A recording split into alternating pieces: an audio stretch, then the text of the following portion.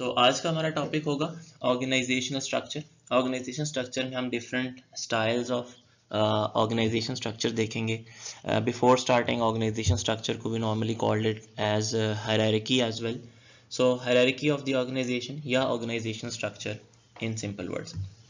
अच्छा, अब the first thing, organisation structure में हमने क्या देखना है, the factors influencing the change in the organisation structure. कुछ टाइप्स ऑफ स्ट्रक्चर देखेंगे और फिर ये देखेंगे कि कौन से फैक्टर्स हैं which may influence the change in the structure. हमें स्ट्रक्चर्स को चेंज करना पड़ता है, समटाइम लेयर्स को रिमूव करना पड़ता है, समटाइम स्पैन ऑफ कंट्रोल को चेंज करना पड़ता है। So all of these things are going to be discussed in this particular chapter. फिर हम डी लेयरिंग को देखेंगे, डेलीगेशन एंड अकाउंटेबिलिटी के कॉन्सेप्ट को अंडरस्टैंड करेंगे। फिर सेंट्रलाइजेशन एंड डिसेंट्रलाइजेशन को देखेंगे कि कुछ ऑर्गेनाइजेशन में there is a centralized ordering systems और कुछ डिसेंट्रलाइज्ड डिसीजन मेकिंग होती हैं। Then we will be discussing about line managers और स्टाफ मैनेजर्स का डिफरेंस। तो ओवरऑल इस पूरे के पूरे टॉपिक में ये 7 एलिमेंट्स हैं जिसको हमने गो थ्रू करना है। आज कोशिश करते हैं कि पहले 4 एलिमेंट्स या 3 एलिमेंट्स एटलीस्ट गो थ्रू हम कर लें। First, have a look at the background of the organization structure. So what is organization structure?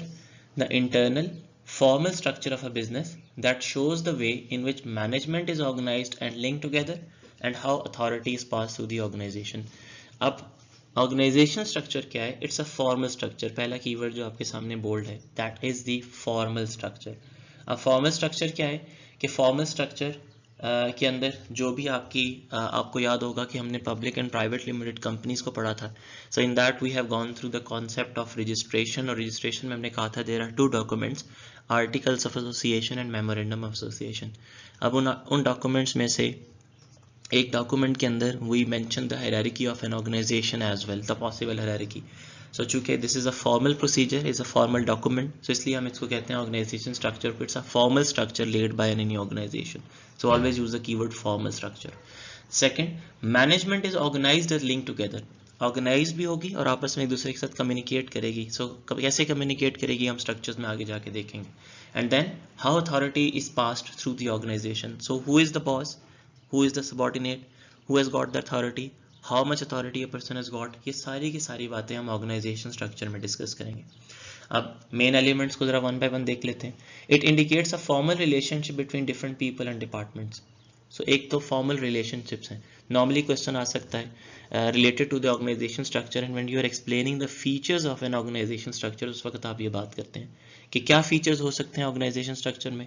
When you are analyzing an organisation structure, उसमें जाहिर है आपको थोड़ा सा बैकग्राउंड देना पड़ता है कि what is a formal organization structure. तो इसमें आप ये कह सकते हैं it's a formal relationship between different people and departments, पहली बात। Second, it shows the chain of command, the way in which authority is passed down. Chain of command क्या है कि how the authority is going to be passed down, how the instructions are going to be passed down from the senior to the junior, इसको हम कहते हैं chain of command. फिर हमने एक word use किया span of control. It shows a span of control. What is span of control? The number of subordinates reporting to each manager is called a span of control. For example, एक department में एक finance manager है and we have got 2 assistant finance managers. तो span of control for the finance manager would be 2, क्योंकि उसके नीचे 2 directly लोग काम कर रहे हैं। अब उन असिस्टेंट्स के नीचे each assistant has got 4 people working under them, तो उन असिस्टेंट का स्पैन ऑफ कंट्रोल क्या होगा, 4। इस चीज़ को माइंड में रखिएगा कि जो असिस्टेंट के नीचे लोग काम कर रहे हैं वो असिस्टेंट का स्पैन ऑफ कंट्रोल है, वो फाइनेंस मैनेजर का स्पैन ऑफ कंट्रोल नहीं है। So number of people directly reporting to that manager is called as span of control. जैसे आपके ऑर्गेनाइजेशंस में suppose there is 1 section head and there are 3 coordinators, so span of control for section head is 3।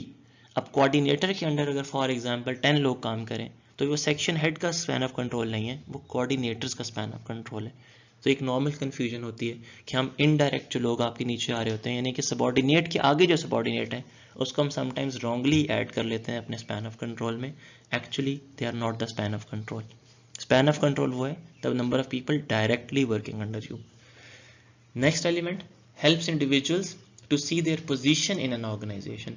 आपको पता चल जाता है कि आप ऑर्गेनाइजेशन के कौन से लेवल पर एग्जिस्ट कर रहे हैं, आपकी सीनियरिटी में कितने लोग हैं। आपसे ऊपर फाइनेंस मैनेजर है, फाइनेंस के ऊपर फाइनेंस डायरेक्टर है, डायरेक्टर के ऊपर बोर्ड ऑफ डायरेक्टर्स हैं। सो यू कैन अंडरस्टैंड कि which layer are you in, and allows the staff to be aware of their responsibilities. आपको पता है कि आपकी रिस्पॉन्सिबिलिटीज क्या हैं, any task that is designated to you or given to you by your manager. See who has authority over them to whom they are accountable for. जाहिर है आपकी हायरार्की में जो आपके इमीडिएट बॉस है, you are reportable to that immediate boss.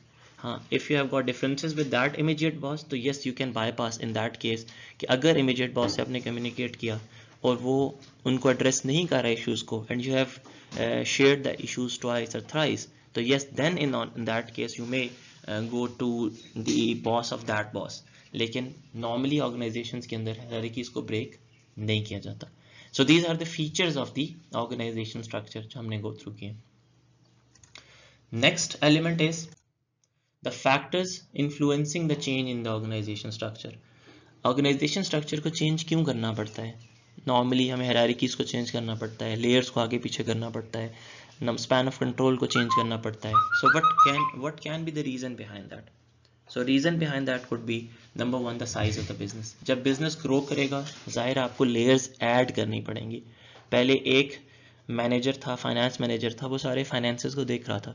But with the growth you have got multiple, you become a multinational company or you have got multiple branches in one country. तो अब हर branch को एक अलग से finance का या accounts का आदमी चाहिए होगा.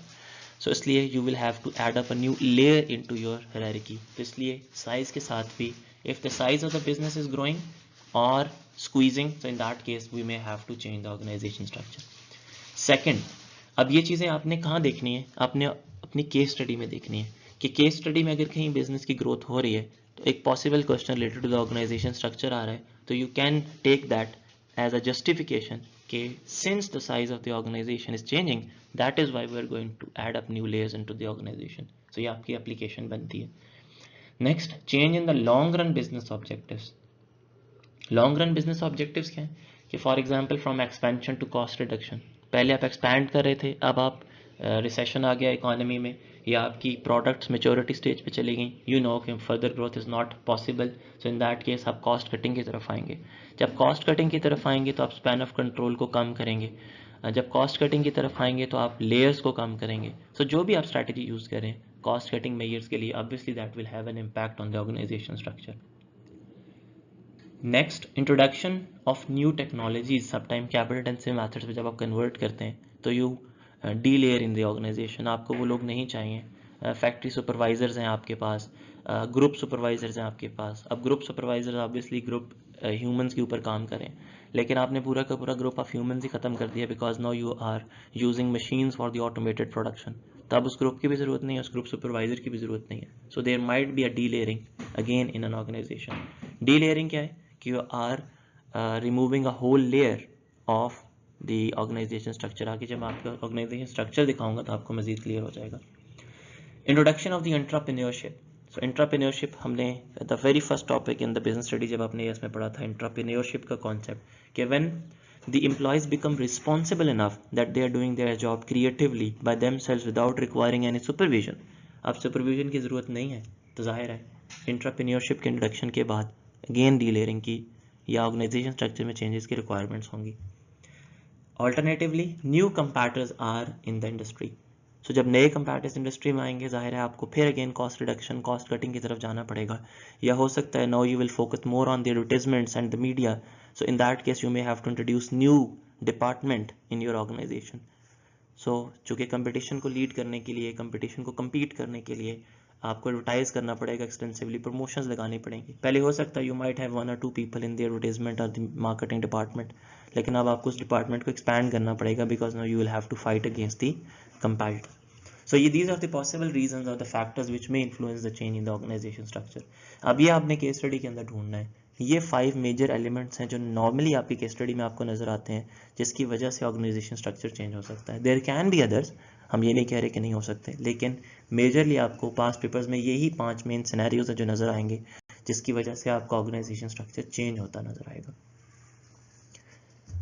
नेक्स्ट आगे मूव ऑन करते हैं. The functional organisation structure. तो स्टोरी यहाँ से स्टार्ट हो रही है आपकी. The first type of organisation structure जिसको हम कह रहे हैं functional organisation structure. Functional organisation structure क्या है? The people are grouped by their job function. Job function क्या है आप जरा देख लें. सबसे पहले आपका जॉब फंक्शन है डेवलपर्स. सेकंड आपका जॉब फंक्शन है मार्केटर्स. थर्ड आपका जॉब फंक्शन है सेल्स रिप्रेजेंटेटिव्स. राइट, इस पॉइंट ऑफ टाइम पे हमारा फोकस ये है कि we will be understanding the types of the structure first, और फिर उसको आगे लिंक कर लेते हैं। तो फर्स्ट जो type of organisation structure that is called है फंक्शनल। फंक्शनल नाम से बता रहे हैं कि that people are group by their job functions. Functions क्या है अगर आप देखें तो developers, so all of the developers are going to be one function, all of the marketers in an organization, all of the sales representatives. Normally आप देखते हैं organizations में marketing के लोग और sales representatives become one part of the department. एक ही department होता है, उसके अंदर multiple लोग काम करें। अब यहाँ departmentalization नहीं हो रही, यहाँ पे functions की basis पे आपने उसको divide कर दिया। So if a group of people is performing a same function, so you will be grouping those people all together. जैसे for example the teachers teaching accounting as a subject, so all of the teachers who are related to the accounting are going to make a one function. All of the teachers who teach mathematics, they are going to form a function of mathematics, or they will be making a group of the mathematics. और उन mathematics के teachers के ऊपर एक HOD होगा which is called as head of department. कहते तो उसको department है लेकिन actually that is a function, right. So अभी फिलहाल इस पॉइंट को इग्नोर करें कि डिपार्टमेंट और फंक्शन में क्या डिफरेंस है, इसको हम आगे जाके देखते हैं। लेकिन फिलहाल if one person is performing a different function, that person becomes a part of that function only. और फंक्शन वाइज जब आप ऑर्गेनाइजेशन स्ट्रक्चर को डिवाइड करते हैं, इसको हम कहते हैं functional organisation structure. So if you are performing a specific function, you become a part of that group. If you are performing an alternative function, you are going to be part of that certain group. Organizations में normally लोग एक ही type की अगर task perform कर रहे हैं, multitasking नहीं हो रही, जैसे ऑर्गेनाइजेशन में एक मैथमेटिक्स का टीचर फिजिक्स नहीं पढ़ा रहा, so in that case functional organisation structure ज़्यादा कैटेगोरिकली क्लियर होंगे, ज़्यादा अच्छा परफॉर्म करेंगे। This structure creates an environment that nurtures specialization and connection within teams that share a common goal. So सबसे बड़ा advantage क्या है कि since you are all mathematics teachers are making one group, all students of accounting is making one group, advantage क्या होगा, every one of them whenever they are going to give the feedback, it would be a specialized feedback. So specialization increase करेगी आपकी।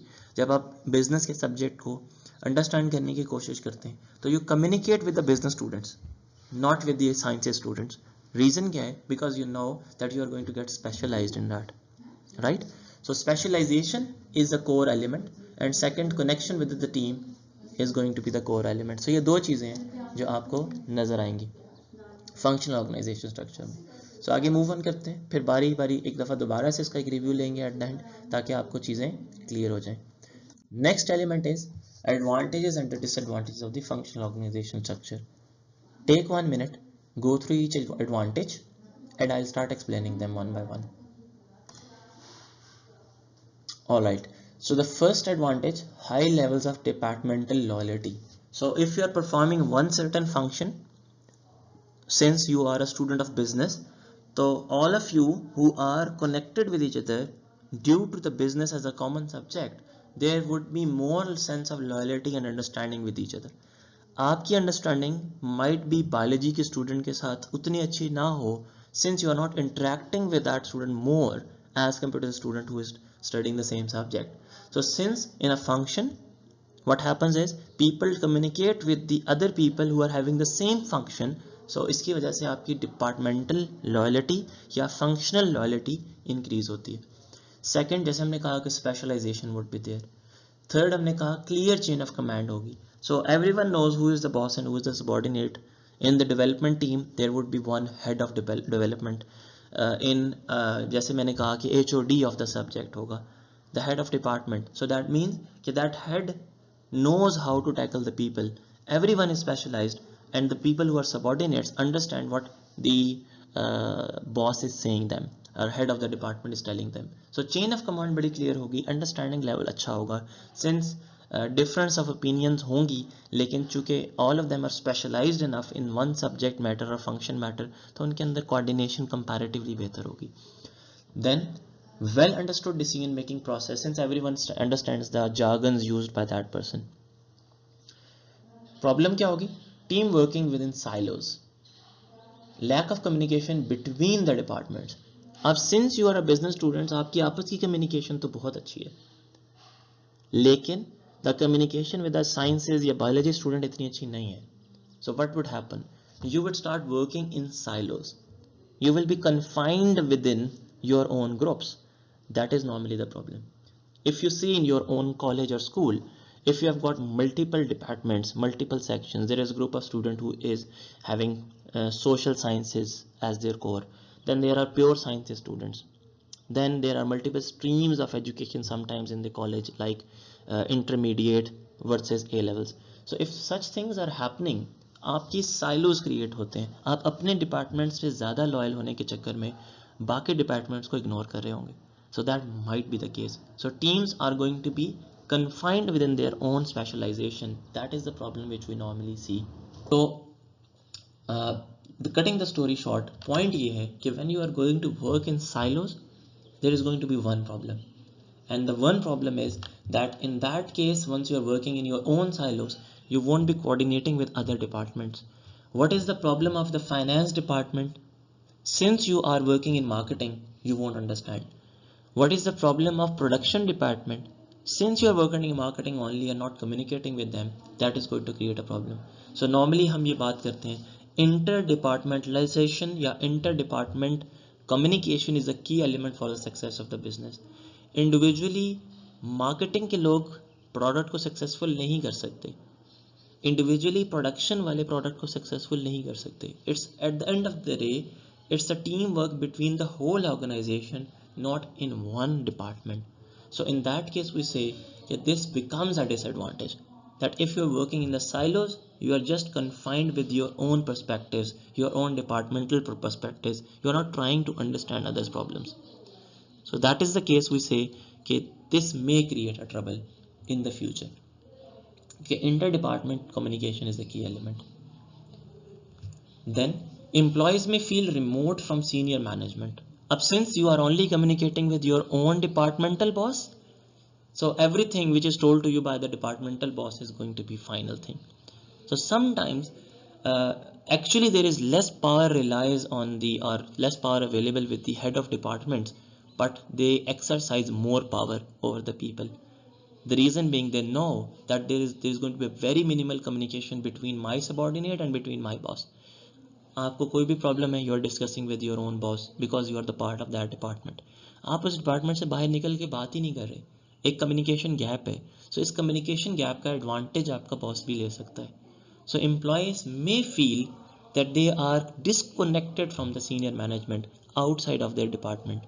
Sometimes their values are, their points might be far more justified than their head of department, लेकिन और उनको promotion के chances भी फिर कम ही होंगे.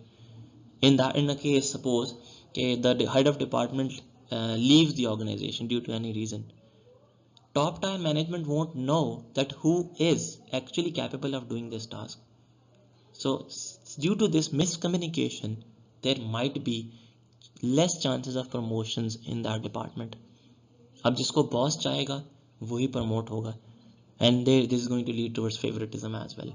So that is why we say it's a disadvantage. Third element, can create inefficiencies in diversified markets and products. Diversifications in markets में continuously change of demand by the consumers है. If you are working in an operations department and you are not communicating with the marketing wale people, how would you know that what consumers are looking for? You are working in finance department, you don't understand the dynamics of the markets. How would you make the future financial plans? So that is why we say this become as a disadvantage. And last, lack of synergy between the departments, as we know that communication ही नहीं है, coordination, synergy नहीं होगी आपस में. So in one side, their functional organization structure is a disadvantage. So disadvantage is the functional structure. लेकिन दूसरी तरफ अगर आप देखें, all these disadvantages can become an advantage of one topic, which is called as interdepartmentalized communications. Normally ये पास paper का question आता है कि coordination between finance and operations, why is it necessary? Why coordination between operations and marketing is important? या interdepartmental communication is a key element. Give justifications. So all of these four elements automatically becomes as an advantage of the interdepartment कि अगर वो नहीं होगा, so all of these problems would arise.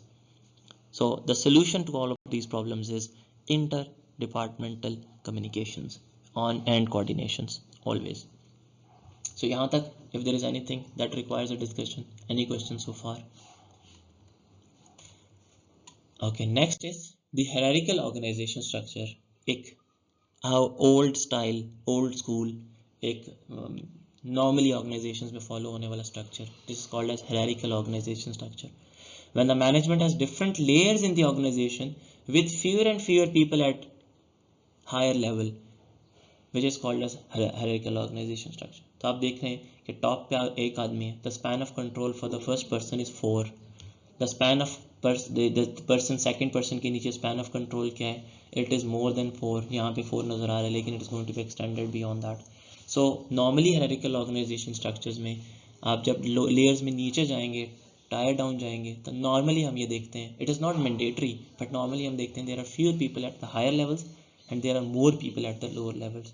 Overall भी देखें तो there is 1 person at the top, 4 और फिर 4 से एक्सटेंड हो रहे हैं और नीचे लेयर्स में आपको ज़्यादा लोग नज़र आ रहे हैं. सो नॉर्मली इन ऑर्गेनाइजेशंस के अंदर टॉप के ऊपर कम लोग और लोअर लेयर्स के ऊपर आपको ज़्यादा लोग नज़र आते हैं. सेकेंड, चेन ऑफ कमांड और स्पैन ऑफ कंट्रोल को हम डिस्कस कर चुके हैं. चेन ऑफ कमांड क्या है? Without instructions are going to be pass down. So this person is going to give the instructions to this person. This person is going to give the instructions to this person and vice versa. So आपको पता है कि this is called as chain of command. एक और चीज़ span of control, फिर मैं आपके question पे आता हूँ कि span of control क्या है? The number of people working directly under one person. The span of control for this top person is going to be 4. 1, 2, 3, 4. The span of control for this particular person is again 1, 2, 3, 4. The span of control for this person is going to be 1, 2, 3. So span of control क्या है? Number of people directly working under you. Ji, what is your question? So I am repeating your question. The question was that all of the organization or most of the organizations or all of the organization following the hierarchical organization structures? No. That is the point. So hierarchical organization structures basically believe in that there are less number of people on top and there are more people at the down. लेकिन इसके अलावा there are some differences. जब हम आगे आएंगे structures के ऊपर तो आपको नज़र आएगा कि हायरार्किकल ऑर्गेनाइजेशन स्ट्रक्चर से बहुत हट के ऑर्गेनाइजेशन स्ट्रक्चर्स भी एग्जिस्ट करते हैं. जैसे आगे चलते हैं फिर देखते हैं, फिर आप देखिएगा. लेकिन डेवलपिंग कंट्रीज लाइक पाकिस्तान की हम बात करें, normally you will see these type of structures. You can say 95% organisations में आपको यही स्ट्रक्चर नज़र आएगा, ये हायरार्कीज नज़र आएंगी. आगे चलते हैं फिर मज़ीद चीज़ें क्लियर होंगी. नेक्स्ट लेवल पे देखें, after the hierarchical structure advantages and disadvantages को पहले क्विकली गो थ्रू करते हैं, फिर आगे मूव ऑन करते हैं सेकंड स्ट्रक्चर पे. Clear levels of hierarchy, that means career ladder for the ambitious employees. अब एक सबऑर्डिनेट को पता है कि मैं प्रमोट होकर किस लेवल पर जाऊंगा, उसको पता है कि मैं प्रमोट होकर नेक्स्ट किस लेवल पे जाऊंगा. So you have a clear structure in your mind कि I will become an assistant finance manager, फिर मैं फाइनेंस मैनेजर बनूंगा, फिर मैं डायरेक्टर बनूंगा, फिर मैं बोर्ड ऑफ डायरेक्टर में जाऊंगा. सो हायरार्किकल का सबसे बड़ा advantage, it's a clear hierarchy. Promotions के चांसेस भी हाई और सेकेंडली मोटिवेशन लेवल भी high. Clear role of each employee. Each employee has got a clear role that everyone knows what to do, क्योंकि structure बड़ा clear है. Encourage effective use of specialist managers. So in departmentalization, specialization जो है, we are going to utilize their effectiveness, we are going to utilize their specialism of the managers. It is going to be encouraged in this case. Vertical divisions do not have to be based on functional departments, it could be based on regions, country or products. यहाँ आपको advantage क्या हो रहा है, जैसे functions में वो divide the hierarchy on the base of functions only. चाहे एक country है चाहे 10 countries हैं, फाइनेंस डिपार्टमेंट एक ही होगा फंक्शनल में. हायरार्किकल में भी एडवांटेज है कि you can divide the hierarchies on the basis of regions, on the basis of functions as well. जैसे Nestle has divided their hierarchy related to Pakistan. यहाँ पाकिस्तान में एक उनका अपना कंट्री हेड होगा, उसके under finance department, marketing departments होंगे. So the finance and marketing departments of Pakistan do not have to do anything with the finance and marketing of the India. सो आपने इसको रीजन स्पेसिफिक भी डिवाइड कर लिया. Functions में ये प्रॉब्लम है, you can not divide that in regions, it is based on the functions only. All of the people in finance department in any region would be the part of same team. So वहाँ coordination तो अच्छी होगी, लेकिन since the dynamics of the regions are normally different, तो इसलिए might be there this will lead towards a cultural conflict, this will lead towards a miscommunication. तो hierarchical में ये आपको एडवांटेज हो जाएगा कि you can divide the hierarchies on the basis of regions as well as functions. अब इसको disadvantages को go through कीजिएगा. Take 1 minute and let me know once you are done. So we'll start discussing these disadvantages. So let us discuss the disadvantages one by one quickly, फिर उस पर tunnel vision की तरफ भी आते हैं. So the one way that is top downwards communication in the most cases, so that is the problem, that normally it is going leading towards autocracy more. Hierarchical में हम ये देखते हैं कि bossy attitude ज़्यादा नजर आएंगे आपको. Two way communication comparatively less नजर आएगी यहाँ पर as compare to the structure जो हम आगे देखेंगे. Second, no horizontal links between the departments, that is lack of coordination. So since departments अपने में divide होके जैसे functional departments से यहाँ पे departments divide होके काम करें, so that is why inter coordination is comparatively lesser. Next आने वाले organization structure से जब आप इसको compare करेंगे तो you will see that this is a disadvantage in hierarchical organization structure. Inflexible structure lead to resistance to change that managers defend their own position. It's not one, it is own position and importance of their department. So inflexible structure है, जैसे हमने functional का disadvantage कहा था कि you are confined to your own space, your own department. तो यहाँ पर भी यही प्रॉब्लम है कि नॉर्मली आपकी loyalty with your own organization या ऑन योर ओन डिपार्टमेंट बहुत हाई हुआ होता है. तो इस वजह से you there is a lack of communication between other departments and your departments. तो यहाँ पर भी यही प्रॉब्लम आता है जो फंक्शनल के अंदर आएगा, because you are more loyal to your own area, own group. So grouping का एलिमेंट ज़रा यहाँ पे ज़्यादा नजर आएगा आपको. Last, managers are accused of having a tunnel vision. What is a tunnel vision? Tunnel vision is basically in that case managers के sense में जब हम बात कर रहे हैं, tunnel vision क्या है? They are unable to see what is beyond that tunnel, and second, they are just seeing one point. Tunnel vision में problem क्या है कि you are just seeing what is in front of you.